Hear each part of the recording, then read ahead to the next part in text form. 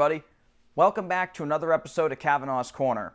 Today on the show, I'm going to be talking about a recent release from Criterion Collection. It's this guy right here, one of my favorite films of all time, one of the greatest films of all time. Definitely one of the best psychological thrillers I've ever seen in my life, and I'll be honest with you, it's a hard one to top, and that is The Silence of the Lambs, the Jonathan Demme film from, I think it was 1991. Yeah, 1991.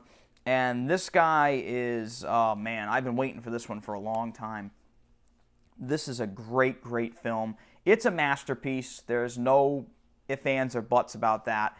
This movie is one of these rare, perfect films that I honestly can't say anything bad about. This movie is just one of those movies where every aspect of the film is perfect. The acting, the directing, the script, the music, the art direction, the costumes, everything in this movie is dead on. And I'm really glad that Criterion has finally taken it upon themselves to re-release this movie on Blu-ray. Because the Blu-ray that I had of this film that came out quite a few years ago now kind of sucked. It wasn't that great. The picture quality was basically an upgraded DVD. It was not that great. It was an okay release. The special features on it, they had a ton of special features on it. But for some reason, they just didn't bother really doing much with the picture in that.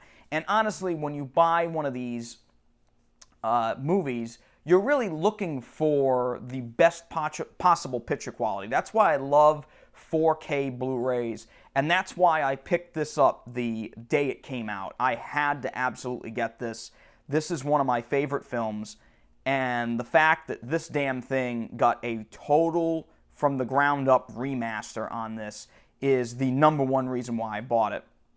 This is a new 4K transfer that was supervised by the director of photography, Tak Fujimoto, who is one of the better directors of photography that came out of the 90s, or 80s in this case, really. He's been around for a while. But he did just an absolutely mind-blowing, phenomenal job doing the cinematography for this movie.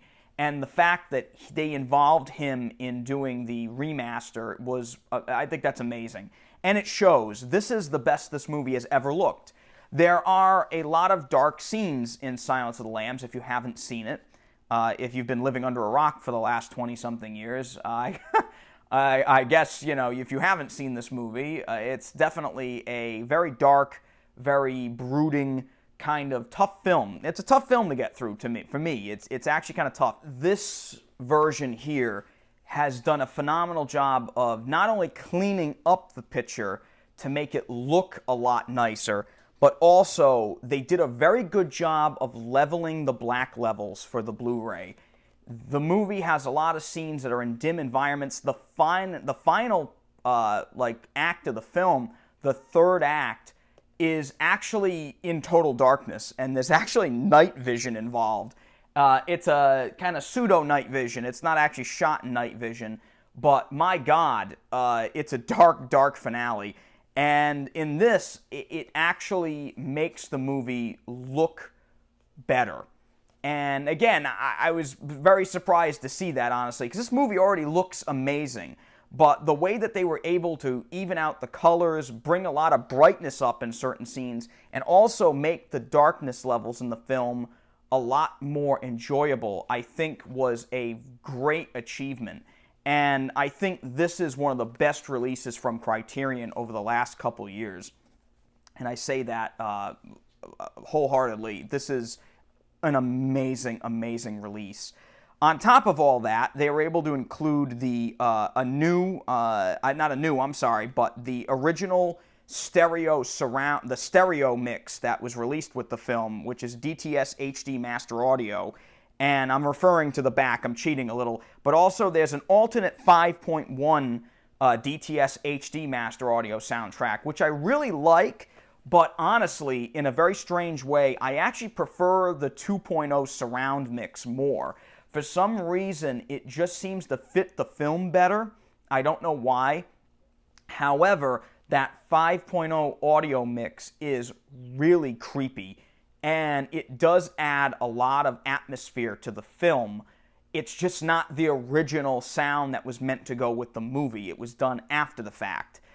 I'm a purist. I like seeing the movie in its purest form, and honestly, this film, the way it is now, with the stereo sound mix, is incredible. Which is another thing I want to get to. There's a whole second disc in this set with all kinds of special features, and honestly, there are hours of special features on this set.